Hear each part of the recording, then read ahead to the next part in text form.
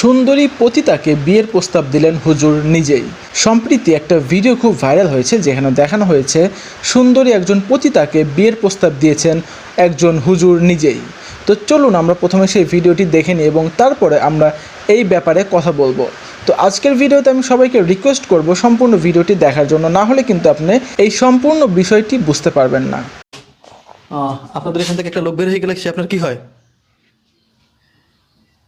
Customer. আপনার customer? জি। আচ্ছা, আপনি এই হোটেলে আসছেন কতদিন যাবত? বলা তো যায়। আপনার জীবন সম্পর্কে, পার্সোনালি কিছু সম্পর্কে আর এখানে আসা সম্পর্কে, কি পরিমাণে এখনো মানুষ আসতেছে এই সম্পর্কে জানবো।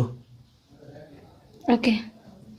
আচ্ছা, আপনার নাম তো জানলাম, এখন আপনার জীবন সম্পর্কে আপনি এই লাইনে কতদিন যাবত আছেন? আমি এই লাইনে প্রায় 1.5 বছর হয়ে যাচ্ছে, বর্তমানে আছি। 1.5 বছর? জি। আচ্ছা, এই 1.5 বছরে আপনি আসার আগে কোন লাইনে ছিলেন, কেমন ছিলেন সেটা একটু বলবেন? আসার আগে মনে করেন আমি ছোটোখাটো একটা জব করতাম। তো যখন আমি জবে ঢুকি, আমার মা অসুস্থ, বলতে গেলে আব্বু নাই, সে আম্মুর কাছে থাকে না। তো আমার পুরো ফ্যামিলির খরচ আমারই চালানো লাগতো। তো আমি একা মেয়ে মানুষ, আমার পক্ষে সম্ভব না থাইকা জব করা, তারপরে ঘর ভাড়াটা দিয়ে মানে অনেক খরচা হয়ে যায়। তো যেখানে জব করতাম ওখানেও মানে আমি এমন পরিস্থিতিতে পড়ছি যে উনি যদি ওটা না, এটা ছাড়া অনেক কাজ আছে, এটা ছাড়া আপনি যে কাজটা করতেছেন এটা ছাড়া অনেকগুলো কাজ আছে, সেই কাজগুলো করে মানুষ জীবন জীবিকা নির্ভর করে। তাহলে আপনি এই কাজ কেন বেছে নিছেন? না না না, অবশ্যই আছে। আমার যদি এই কাজ বেশি এই কারণে নিছি যে আমার জব করতে যে যদি আমার দেহই যদি দিতে হয়, তাহলে ওরকম টাকার আমার প্রয়োজন নেই, তাহলে দেহ দিয়ে আমি টাকাটা কামাই করি। আপনি কি মনে করতেছেন অন্য কোনো কাজে দেহ দিতে হয়? অবশ্যই আমি এর জন্য পরিস্থিতির শিকার হয়েছি অনেক জায়গায়। অনেক জায়গায় পরিস্থিতির শিকার হয়েছেন। আচ্ছা, এই কাজটা থেকে ফিরে আসা যায় না? আমার মনে হয় না যে আমি এই কাজ থেকে আর ফিরতে পারবো। কারণ যদি কেউ আপনাকে সুযোগ দেয় এই কাজ থেকে ফিরে আসার জন্য, বা কেউ অফার দেয়, বা কেউ আপনাকে ভালো ছেলে আপনাকে বিবাহ করে সুখী রাখতে চায়, তাহলে আপনি কি করবেন?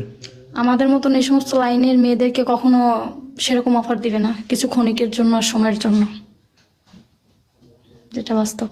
কেউ কি আপনার জীবনে কখনো কি এরকমের কোনো অফার দিছিল, বা কেউ কি আপনাকে কোনো সরল পথ দেখাইছিল যে এই পথটা ভালো, এই পথে গেলে তোমার জীবন ভালো হবে, বা এই পথটা খারাপ, এটা ছেড়ে আসো, বা আমি তোমাকে বিবাহ করবো, এরকম কথা কেউ বলছিল? বলছে তো অনেকে, কিন্তু আমি অ্যাকসেপ্ট করি না, কারণ আমি বিশ্বাস করি না। কারণ সে মানুষটা আমার কাছে আসছে, সে দেখছে আমি এগুলি করি, সে দেখে শুনে কখনো আমাকে গ্রহণ করতো না। আমিও তো আসছি, অবশ্যই। আমি দেখছি আপনি এই কাজ করেন। জি। এখন সাপোজ আমি উদাহরণস্বরূপ আপনাকে বলছি, আমি আপনাকে প্রস্তাব দিলাম যে মনে করেন যে না, আপনার একটা সুন্দর জীবন আমি উপহার দেবো, বা আপনাকে আমি বিয়ে করব, ঠিক আছে, আপনাকে ভালো রাখবো, তখন আপনি কি করবেন? আমি তো আপনার সাথে অনৈতিক কাজ করি না, করছি? না আপনার সাথে খারাপ ব্যবহার করছি, না খারাপ আচরণ করছি, না বা উস্কানিমূলক কোনো কথা বলছি? না।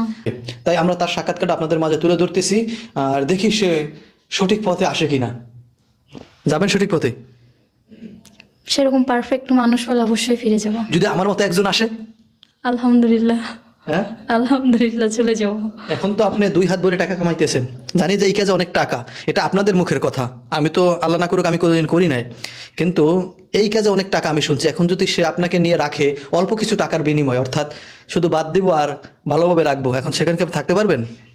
অবশ্যই আমি মেনে নিতে রাজি। আপনি মেনে নেবেন? জি।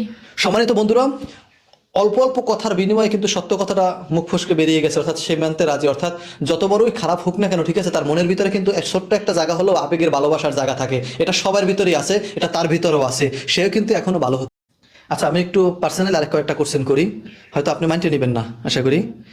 যে সবার মনের ভিতরে আল্লাহর একটা ভয় আছে, আপনার মনের ভিতরে সেই ভয়টা আছে? অবশ্যই আছে। আছে? জি। সবাই চায় যে মরার পরে তার একটু ভালো স্থানে যায়, কোথাও জান্নাত যেন সে পায়, তার জন্য দুনিয়াতে কিছু ভালো ভালো কাজ করতে হবে, হকের পথে চলতে হবে, জেনা থেকে বেঁচে থাকতে হবে। আপনার কি এটা মনে চায় না? অবশ্যই চাই, কিন্তু করার কিছু নাই, বাধ্য আমি। কারণ মানে এক কথা উত্তর দিয়েছেন, কিছু করার নাই, পিটুয়াতে, ঠিক আছে, আপনি বাধ্য। আসলে মূলত সব বিষয় মিলিয়ে একটা কথা হলো, সেও জান্নাত চায়, সেও এই কাছ থেকে ফিরে আসতে চায়। যদি ভালো একটা মানুষ পাওয়া যায় তাহলে সেই কাছ থেকে ফিরে আসবে, নিশ্চয়ই ফিরে আসবেন তো? জি অবশ্যই। এখানে সোশ্যাল মিডিয়ায় কথা দিচ্ছেন, আর এইটা সোশ্যাল মিডিয়ায় লক্ষ লক্ষ মানুষ দেখবে, দেখার পরে যখন আপনাকে বলবে, তার ভিতর থেকে ভালো মানুষ একজন বের হয়ে আসতে পারে, লক্ষাধিক মানুষের ভিতরে একজন ভালো মানুষ আসবে, আসার পরে আপনাকে প্রস্তাব দেবে, আপনার নিয়ে যাওয়ার জন্য বলবে, আপনার সাথে সংসার বাঁধার জন্য সে এগিয়ে আসবে। এখন আপনি সেই সংসার বাঁধবেন কিনা বা ভেঙে যাবে কিনা? আমি চেষ্টা রাখবো সেটা ধরার জন্য, উপর আল্লাহ তাআলা জানায়। তাহলে এই কেস থেকে সম্পূর্ণভাবে ফিরে আসবেন তাহলে? যদিও হুজুরের সাক্ষাৎকারের সেই ভিডিওটি অনেক বড় ছিল, আমরা কেটে কেটে শুধু মূল যে ব্যাপারটি সেটি দেওয়ার চেষ্টা করেছি। তো চলুন এখন এই ব্যাপারে কথা বলা যাক। আমি প্রথমে যখন এই ভিডিওটি দেখি তখন দেখলাম যে কিছু এডিটর এই ভিডিওটি কাটছাট করে এই ভিডিওটি এমনভাবে উপস্থাপন করা হয়েছে যেখানে এটি বোঝানো হয়েছে যে পতিতালয়ে গিয়ে হুজুর নিজেই এই সুন্দরী পতিতাকে কুপ্রস্তাব দিচ্ছেন, কিন্তু আসলে বিষয়টা কিন্তু সম্পূর্ণ ভিন্ন। এই পতিতাকে দিনের দাওয়াত দেওয়ার জন্য আসলে প্রত্যেকটা মানুষই যে দিনে ফিরতে চায়, প্রত্যেকটা মানুষই যে ভালো একটা পরিবেশ চায়, ভালো হইতে চায়, এটা কিন্তু আমরা প্রায় সবাই জানি এবং এই ভিডিওই কিন্তু তার জলজান্ত একটি উদাহরণ। আপনারা সবাই কিন্তু জানেন যে বিশ্ববিখ্যাত ইসলামিক দায়ী এবিট লিউ তিনি কিন্তু বিভিন্ন পতিতালয়ে গিয়ে তিনি কিন্তু পতিতাদের ইসলামের দিনের দাওয়াত দেন। তো বাংলাদেশের কেউ যদি এটাকে ফলো করে আমাদের সবারই উচিত তাকে সাপোর্ট করা। একজন খারাপ মানুষকে কেউ যদি ভালোর দিকে আনতে চায়, ভালো হইতে উৎসাহ প্রদান করে, তো তাহলে আমাদের সবার কি উচিত? তাকে সাপোর্ট করা। কিন্তু আমরা যদি তাকে সাপোর্ট না করি তাহলে এই ব্যাপারটা কিন্তু মোটেও ভালো হবে। আর যেখানে একজন হুজুর ভালো কাজ করছেন, একজন খারাপ মানুষকে দিনের পথে ভালোর পথে ডাকছেন এবং ভালোর পথে আসতে সাহায্য করছেন, সেইখানে কিছু ফালতু ক্রিয়েটার, কিছু থার্ড ক্লাস বস্তিমার্কা ক্রিয়েটর এই ভিডিওগুলোকে কাটছাট করে আসলে এমনভাবে উপস্থাপন করছেন যেটা কোনোভাবে কাম্য নয়। তো আমি সবার নিকট করজোরে অনুরোধ করব, আপনারা যে ভিডিওটি দেখেন না কেন প্রথমে আগে যাচাই করবেন যে ভিডিওটি কি এডিট নাকি আসলে ভিডিওটি এরকমই। আর আমার সব থেকে বেশি খারাপ লেগেছে এই জিনিসটা, এই ভিডিওতে আসলে এই হুজুরটি একজন পতিতাকে দিনের দাওয়াত দিচ্ছিলেন, একজন পতিতাকে ভালোর পথে আনতে সাহায্য করছিলেন, কিন্তু এটাকে কিছু ক্রিয়েটর এমনভাবে উপস্থাপন করেছেন যেন সবারই মনে হয় যে এই হুজুর একজন পতিতাকে কুপ্রস্তাব দিচ্ছেন। তো যাই হোক, আমি আমার পক্ষ থেকে এই হুজুরকে তার কর্মকাণ্ডের জন্য আমার মন থেকে সাপোর্ট জানাচ্ছি এবং এই ভিডিওটি দেখার পরে আমার নিজের মধ্যেও কিছুটা হলেও উৎসাহ জেগেছে এই সকল মানুষের জন্য। আমি নিজেও এই সকল মানুষের জন্য কিছু করতে চাই। তো আমি পরবর্তীতে এই সকল মানুষের জন্য ভালো একটা উদ্যোগ নিয়ে আসবো।